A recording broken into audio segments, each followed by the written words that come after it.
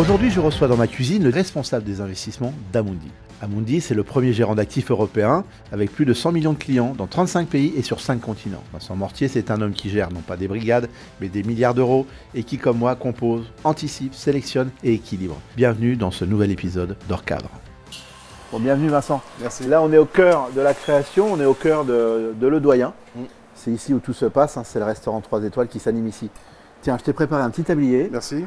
Et puis on va commencer à cuisiner ensemble de petites girolles au vin jaune. On arrive dans la saison. Magnifique. Alors c'est un plat extraordinaire parce que ce plat, tu peux le faire en entrée comme ça, mais tu peux aussi t'en servir pour accompagner un filet de sole, par exemple, poêlé, un petit grenadin de veau, ça marche avec tout.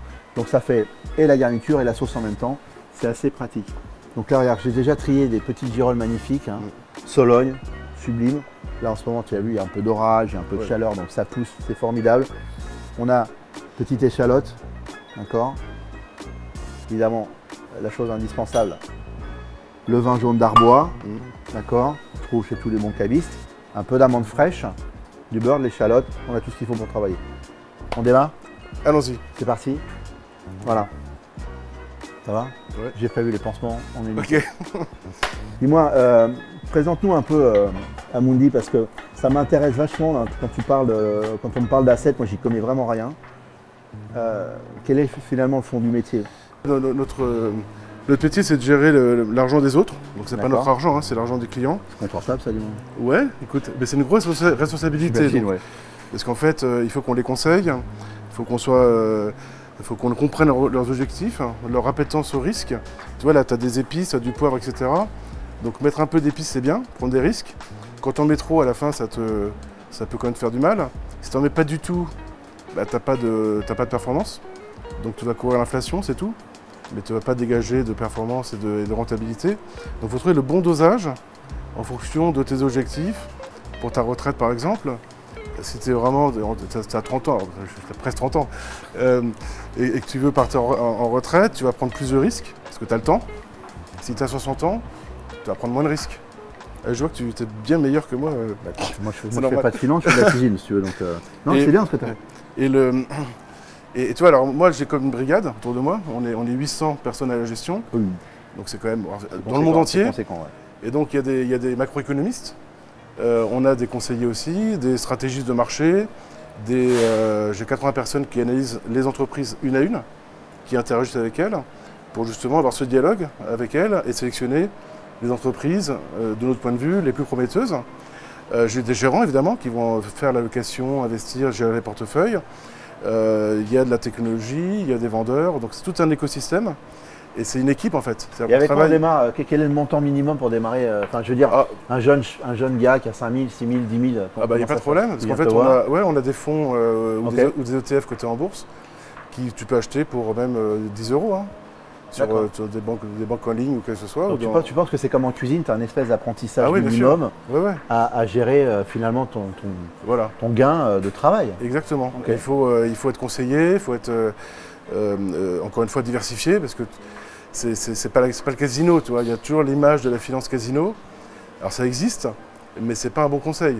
Parce qu'en fait au casino, à la fin, c'est toujours la maison qui gagne. Ouais. Toi tu peux être le meilleur chef du monde, ce qui est sans doute le cas, mais si tu n'as pas les bons ingrédients, ta cuisine, elle ne sera pas bonne. Nous, c'est pareil. Et comment, parce que nous, on est toujours en train d'ajuster les choses. Ouais. Comment tu ajustes en fait parce que les marchés sont fluents, exactement. Donc c'est pas un long fleuve tranquille. C'est pour ça qu'on n'arrête pas de simuler, de suivre l'entreprise, de suivre les cycles économiques. J'ai des équipes quantitatives qui font des modèles, qui vont au quotidien suivre les performances. Combien de clients? On a 100 millions de clients dans le monde. 100 millions? Ouais. Wow. Dans le monde entier. Ah ouais, énorme. Ouais. Et répartis sur… comment ça marche l'entreprise? Nous, on est d'origine française. On est le leader européen. Alors voilà, dans le top 10 mondial, il y a 9 Américains et il y a nous, Français. Magnifique. Donc c'est vraiment un succès français. Voilà. Qu'est-ce que tu cuisines en ce moment chez Amundi? Alors qu'est-ce que tu prépares? Qu'est-ce que tu mijotes? Eh bien alors, un peu de vin jaune là-dedans. Ouais. Eh bien écoute, on prépare des solutions d'épargne retraite. Parce que c'est le grand défi de beaucoup de pays. Dans le monde, donc en Europe mais aussi en Asie. Donc on est en train de constituer plein de solutions d'épargne retraite individualisées pour les clients. Donc ils vont avoir leur propre chemin, correspondre à leur propre histoire pour définir un investissement qui va permettre en fait de partir en retraite avec un complément de revenu correct. Et donc c'est un peu complexe, hein, parce que tu vois, en fonction de où tu es dans ta vie, de ton espérance de vie, de ton pays, de ce que tu vas toucher par les systèmes obligatoires et de ton appétence au risque, tu n'auras pas le même profil. Et ça se gère dynamiquement. Plus tu vieillis, plus il faut que le risque diminue. Et donc ça se gère.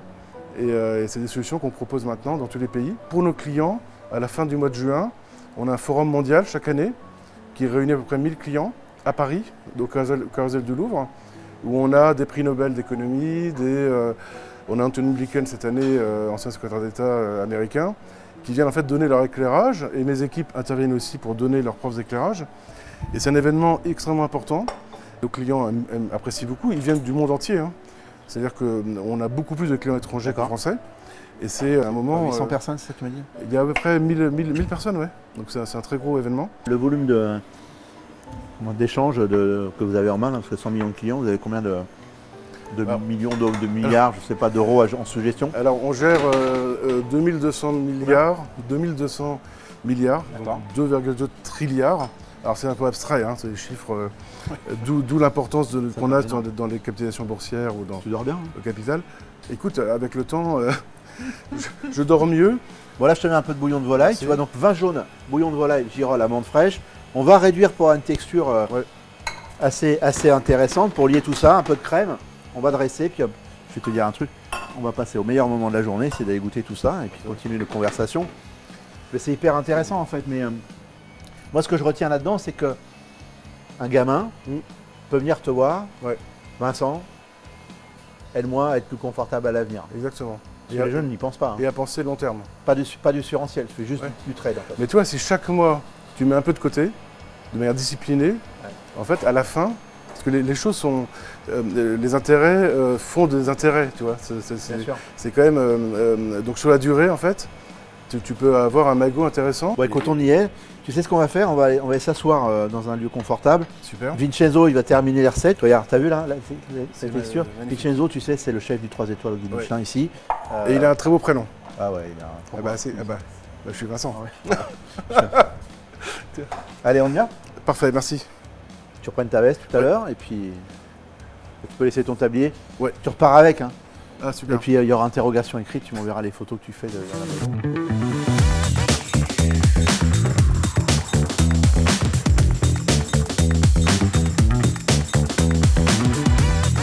Bienvenue. Merci. Dis-moi, moi j'ai une image un peu, je sais pas, peut-être c'est qu'une image, mais moi je vois des écrans partout, je vois des mecs derrière les trucs, tu vois.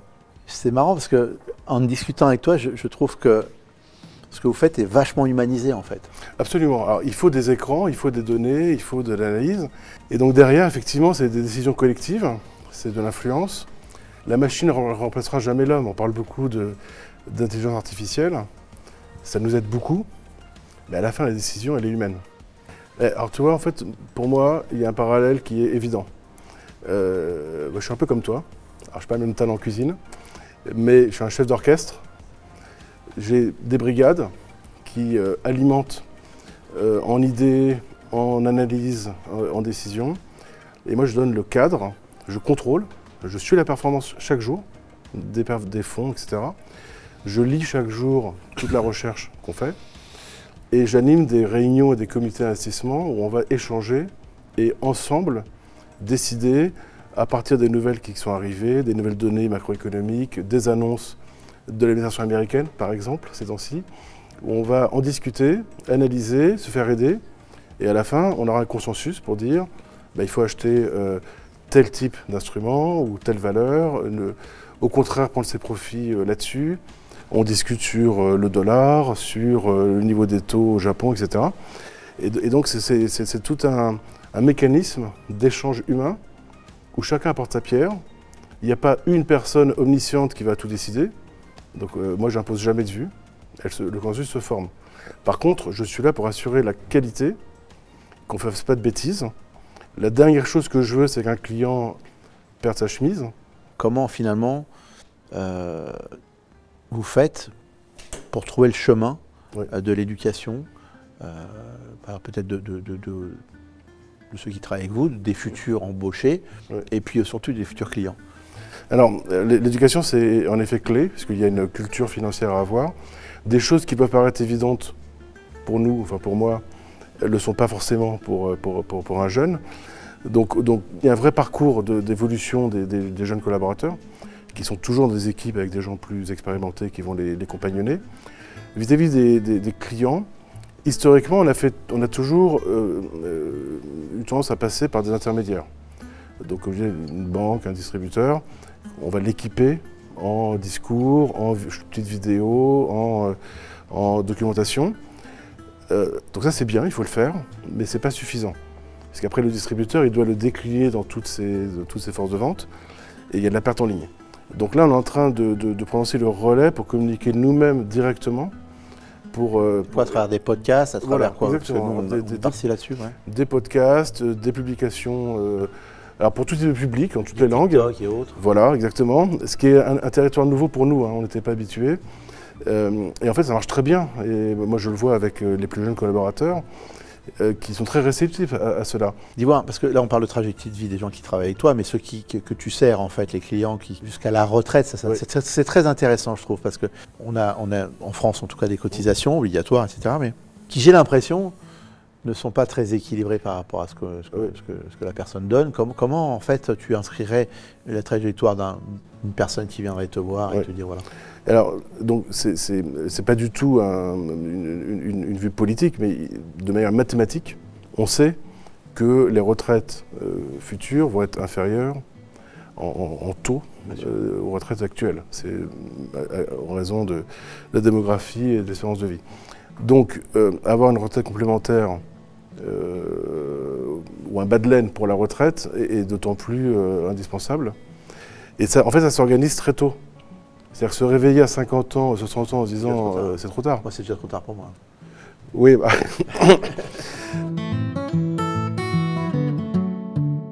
Quand je t'invite à goûter, c'est les petites girolles au commun jaune. Cette base, elle est formidable parce qu'on est.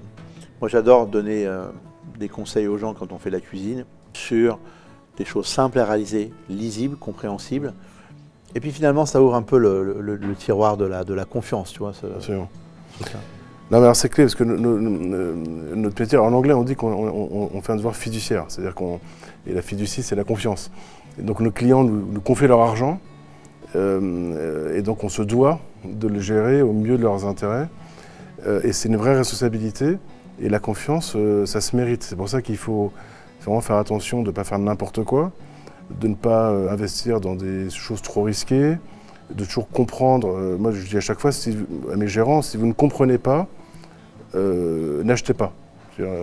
Donc quand on ne comprend pas le business model, quand on ne comprend pas d'où vient l'argent, merci beaucoup, du société, il vaut mieux éviter d'y aller. Parce qu'à la fin, la confiance, ça met du temps à se construire, mais ça se perd en 5 minutes. C'est comme toi, si un jour, pour une raison ou une autre, tu as une intoxication alimentaire ou un gros problème, ton image va t'écorner et la confiance des consommateurs va être entamée. Il y a des rankings comme le Michelin avec les cuisiniers ou pas? Comment, oui, absolument, il y a des étoiles. Il y a des... Ah ouais? Ah oui, on a des étoiles. Alors, il y a un fournisseur anglo-saxon qui s'appelle Morningstar qui décerne des étoiles. Donc les fonds ont 1, 2, 3, 4, 5 étoiles. T'en as combien de temps? C'est bon par fonds. On a plus de 200 fonds qui ont 4 ou 5 étoiles, ce qui est quand même bien. Et tu vois, on a 2 tiers de nos fonds qui sont dans la première moitié du classement, ce qui est quand même vachement bien. Et on a 70% de nos fonds qui sont meilleurs que leur indice de référence. Donc globalement, on a quand même une performance dans la durée qui est bonne. Et donc il y a des étoiles, effectivement, avec des cérémonies, etc. Génial. Et c'est un peu comme la cuisine, ouais. Vincent, merci. Moi, j'ai appris beaucoup de choses aujourd'hui. Merci. Et ça me donne vraiment envie de continuer ces conversations avec toi. Avec plaisir. Merci beaucoup. On sera ravis de t'avoir comme client. Écoute, pourquoi pas, je vais arrêter. Non, je fume pas. Donc, je vais faire des économies ailleurs. Non, mais bien sûr que je viendrai t'en reparler, c'est très intéressant pour moi. Merci. Donc, quand par exemple, admettons, tu as une somme à emprunter un peu